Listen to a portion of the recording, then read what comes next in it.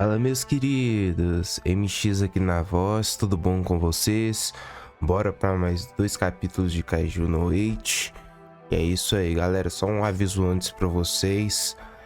Normalmente eu deixo censurar todas as falas de personagem, exceto narrador. Mas agora eu vou deixar as do Ishikawa também, e como ele é muito importante na história, mas não é o principal, eu acredito que não vai ter problema. E as empresas japonesas, elas estão dando muito strike nos canais aqui do YouTube. Eu achei melhor não arriscar, entendeu? Mas no mais é isso, bora lá pro mangá. E a gente já começa como acabou o episódio anterior, com o Kefka passando um aperto e a Shinome falando que ele tem cheiro de kaiju, né? Mas aí o Ishikawa já dá uma desculpa básica assim, que cola muito bem, que é porque eles trabalham com kaiju. E ela meio que engole, mas dá aquela tirada perguntando o que limpadores estão fazendo aqui. Só que do nada, ela mal fecha a boca, já olha pro lado que Kefka tá o quê? Carregando a van de volta. Ela até fica assustada e acha que ele tem um private suite também. Seria o traje que o pessoal da tropa de extermínio usa. Aí ele manda aquele papo de prota, fala pra ela não esquecer do nome dele. E ela meio que dá uma assustada assim, mas não é uma assustada, ela meio que debocha. Enquanto ele falava isso, o que acontece? O mordomo já vai lá e estaciona na vaga, meus queridos. Ele fica puto com o mordomo, mas pelo menos admite que ele é eficiente, né? Aí ela dá aquela tirada nele, falando que vai esmagar ele. Que achou que seria só uma formalidade estar ali no teste, mas que vai se divertir. E já chama o Sebas. Galera, me explica isso aí, quem souber. Por que todo mordomo de anime japonês tem que ser Sebas, cara? Quem já viu aí a Lucard sabe do que eu tô falando.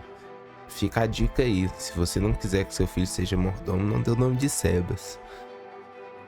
Aí o Ishikawa já fica puto igual vocês estão vendo aí. Já mandando a lata. Já usou o poder logo de cara. E com essa cara aí, se eu fosse o Kefka, eu nem usava mais, viu, meus amigos? Ele fala que só se transformou onde não era visível. Tipo, porque ele tá de roupa longa, né? Vocês puderam ver lá, principalmente na parte que ele carregou o carro. Aí os guardas já se aproximam perguntando se aconteceu alguma coisa. E lógico que os dois falam que sem problema e sai vazado. E se os guardas suspeitarem de alguma coisa, aí Kefka já era. E o Ishikawa ameaça, né? Se ele fizer isso de novo, ele vai entregar ele. É porque, galera, o Ishikawa ele corre um risco muito grande de estar ajudando o Kaiju. Entendeu? Então, meio que ele pode rodar também. Rodar que eu falo é morrer, literalmente. A gente vai para a segunda fase do exame. E, segundo todos os candidatos, é a fase mais difícil. O que é até normal, porque normalmente, quanto mais fases você vai passando no exame, mais difícil ele vai ficando, né? Porque fica já correndo junto com os outros competidores. E ele em pensamento diz que não consegue acompanhar. E realmente a gente vê várias pessoas correndo na frente dele ali. E mesmo ele treinando, aparentemente ele não consegue competir. Não nesse alto nível dos outros competidores, né? Aí os dois começam a conversar sobre as fases e as etapas. Em que eles deixam claro que a segunda fase testa bastante da sua resistência e das habilidades. Ela é dividida em 2 fases. E aí que o conteúdo de cada ano, tipo assim, a cada ano vai trocando o conteúdo. Então não tem como a pessoa se preparar especificamente. É melhor garantir os pontos da primeira etapa. Porque a primeira etapa é sempre a mesma da segunda fase. É porque, igual eu falei antes, segunda fase dividida em duas etapas. Primeira etapa é sempre a mesma. Segunda etapa eles sempre trocam. E aí o Kefka, voltamos aqui para a competição e ele tá cada vez mais cansado e começa a pensar que é a idade. Ele não consegue mais alcançar por causa da idade. E ele começa a cogitar utilizar o poder dele. Usar o poder dele para passar todo mundo. E realmente, se ele utilizasse o poder dele, ele ficaria em primeiro. Fato é que ele não utiliza e de 225 competidores ele fica na posição 219. A Shinome já vem aqui tirar aquela onda, né, meus queridos? Fala, esmagar você foi mais simples do que eu pensei. Aí ele já começa a lembrar o que? Lá atrás do estacionamento, quando ele falou: quer ficar Albino, trate de se lembrar, princesinha. Que ele havia dito pra ela se lembrar do nome dele, galera. Nossa, aí ele já entra em desespero. Não lembro meu nome, esqueça agora. Ninguém mandou entrar na pilha, né? Aí o Ishikawa pergunta se ele realmente não usou o poder de Kaiju, né? E ele manda aquele papo de protagonista, que tá todo mundo se esforçando e que não seria justo ele utilizar o poder. Mas logo depois ele já se corrige e fala que falou isso só pra parecer maneiro, que realmente deveria ter usado, que a diferença de idade é cruel. E Ishikawa é sincero, cara. Ele vira e fala: idade? Acho que essa não foi a única causa da sua colocação, senpai. É porque não é só idade, tem muitas pessoas preparadas ali, cara. Às vezes os caras treinaram anos pra isso e ele tava parado, né? Aí a gente já tem a Capitã Ashiro com seu vice-comandante, que até então ele não se apresentou como vice-comandante, mas à frente do mangá ele vai se apresentar pra você, só pra facilitar mesmo. Aí ele já chega apresentando pra ela os candidatos, falando que eles são bem interessantes. Aí quando ela já vê o Prota assim, o olho dela até dilata, a pupila dilata. Você vê de um quadro pro outro aqui, ó, tá até uma acordada. Aí o vice-comandante já vira e fala: se bem que você só se interessa por matar kaijus. Aí dessa vez, acredito eu que seja porque ela viu o Prota, né? Ela vira e fala que ele pode falar enquanto ela trabalha. O que deixa ele até surpreso. Aí ele começa a falar dos principais candidatos a terem atenção. O primeiro é o Izumo, que nessa primeira etapa ficou em segundo lugar. Aí ele fala das qualificações, né? Que ele foi o melhor aluno da faculdade na eliminação de Tóquio, o candidato mais promissor desse ano. Assim, ele é o mais promissor desse ano, mas ficou em terceiro na primeira etapa. É porque a primeira etapa é mais um teste de resistência, vocês vão entender lá na segunda. E depois, que ficou em terceiro lugar nessa primeira etapa, é o Iharu. Esse Iharu aqui, ele foi o melhor aluno do curso de eliminação de Hashishouji. Hashishouji é tipo uma faculdade também, é como se fosse um centro de eliminação. E a outra pessoa a se manter um olho atento é o Aoi. Teve o primeiro lugar nessa primeira fase da segunda etapa. Ele ia aparentemente para um lugar chamado EFTA já. Eu não sei basicamente o que é, porque não foi introduzido ainda no mangá. E eu não posso dar spoiler para vocês. Ele abandonou lá para tentar uma vaga na força de defesa. Aí só vê o pessoal falando e tal. Aí vem aqui umas falas muito importantes do Ishikawa. E dessa vez tem mais gente com uniforme de curso de eliminação. Tipo assim, ele vê claramente que os caras são de elite. De longe são de elite. Tipo, ser claro assim, são de elite. E aí ele começa. E aí até o Kefka percebe que o nível tá muito alto. O Kefka e o Ishikawa, né? E aí no topo de tudo, todo mundo admirando, todo mundo olhando ela, tá a Shinomiya, né, cara? Ela foi a primeira na faculdade de eliminação da Califórnia.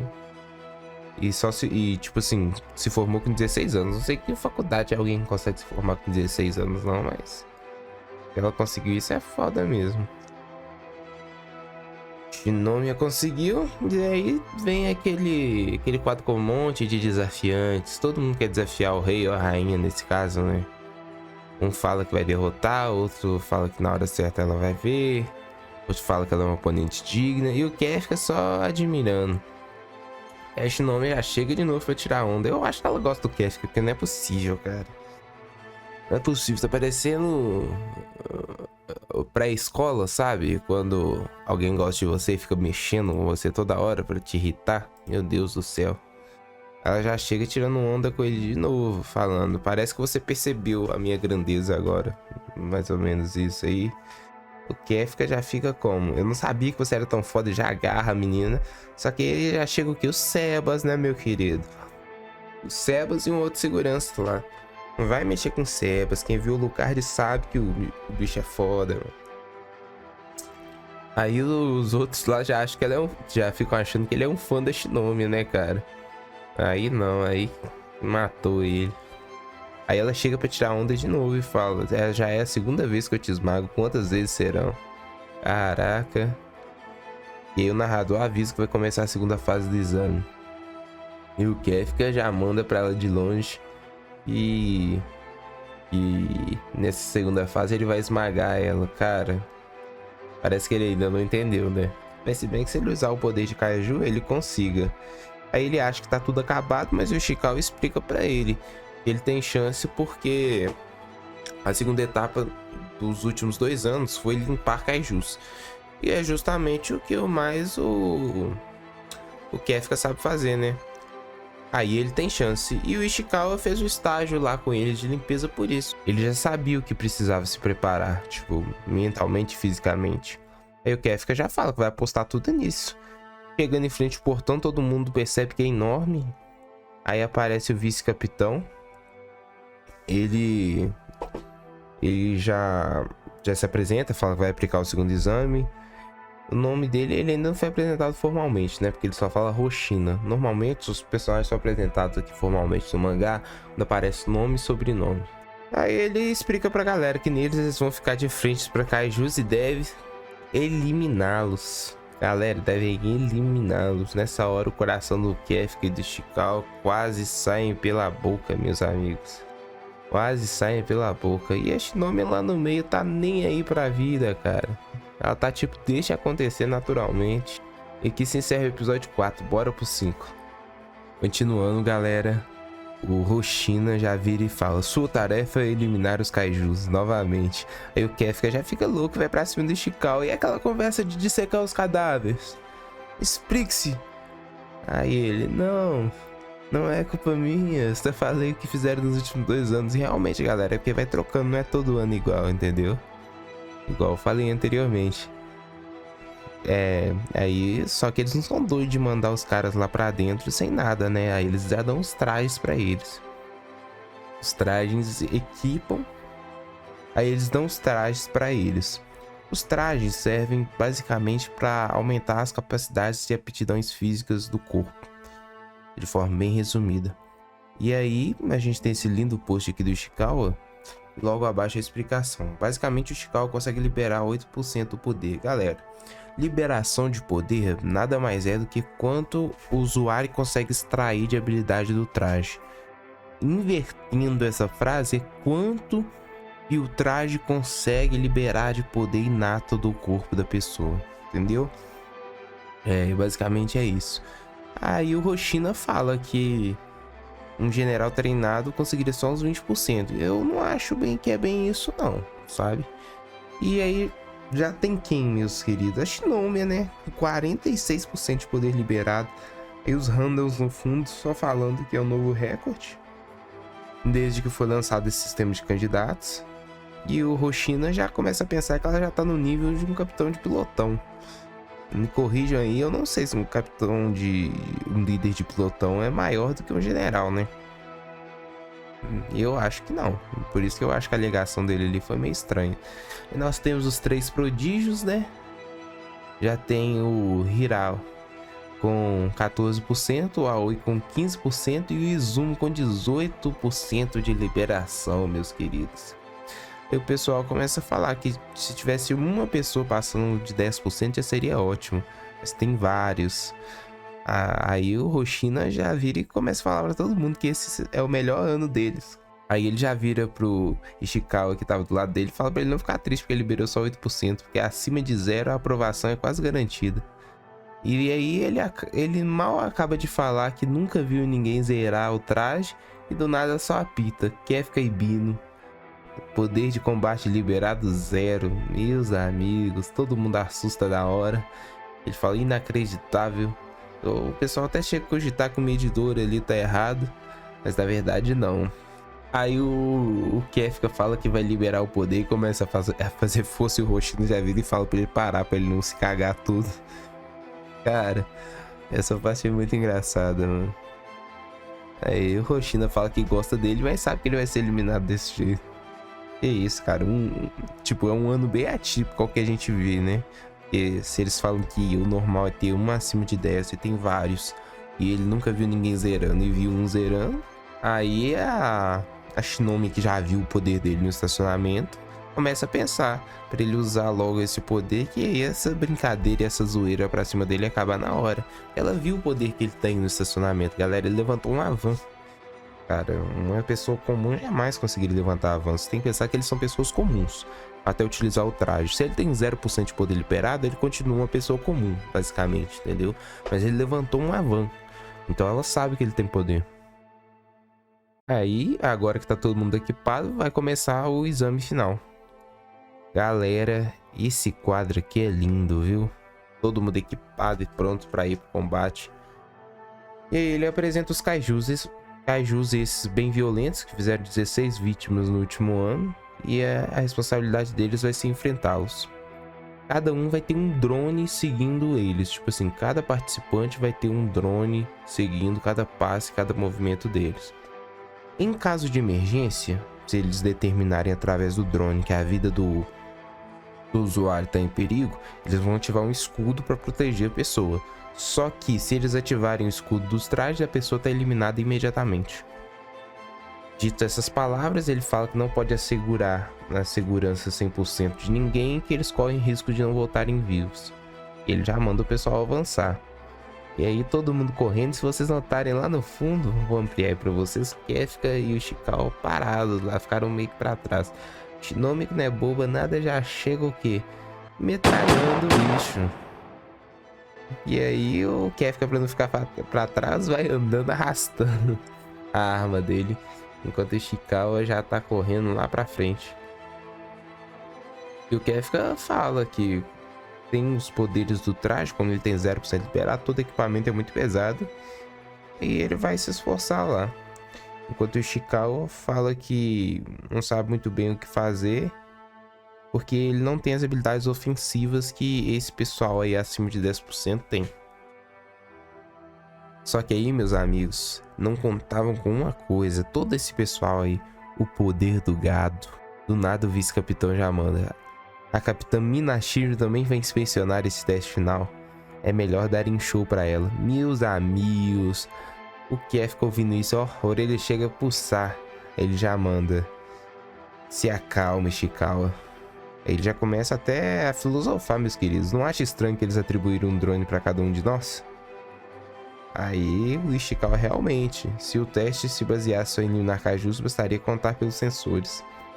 E aí eles percebem, galera, tipo, que eles querem ver é a adaptação das habilidades deles durante o teste.